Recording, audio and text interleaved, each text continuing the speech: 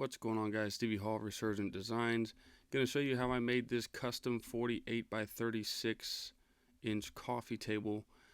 This client really wanted a blue river with walnut slabs. This was a custom size. They had just recently renovated their entire house, and they wanted this for their main room in addition to an end table that matched. But this was really cool. This actually ended up being 9 gallons of epoxy. This is Total Boats Thickset Fathom that I'm using here. And this is Black Diamond Pigments Cobalt Blue and Deep Blue Sea that I put in these. And here I am just popping some of the bubbles there, very satisfying. After that, they really wanted the swirl look, but not to go too overboard, but they wanted some swirls. So after I get rid of these bubbles here, I'll go back through with just a little instrument here, and it's actually just a metal straw, and put in some swirls there.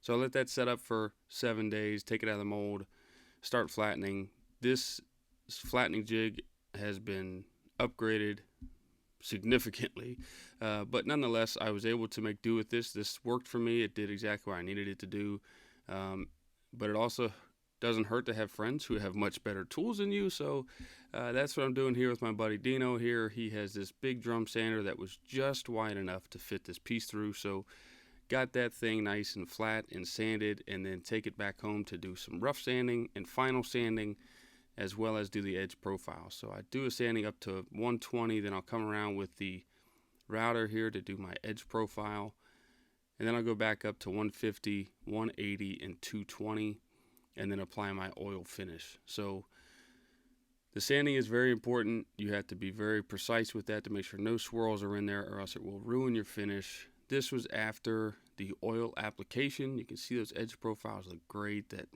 walnut and blue really pop, and that combination was really cool. The legs that she picked out were really cool as well. So that was a cool combination. I hadn't used those legs before.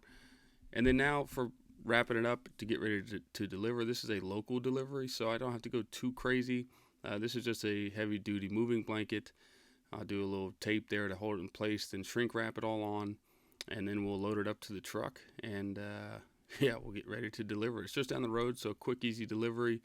That was actually a welcomed, painless step compared to how it normally is. So after that, we got it in place, guys. The client loved it. I was ecstatic with the outcome as well. It looked really cool in this person's new renovated space. So drop any comments, concerns down below, and don't forget to like and subscribe. We'll see you soon.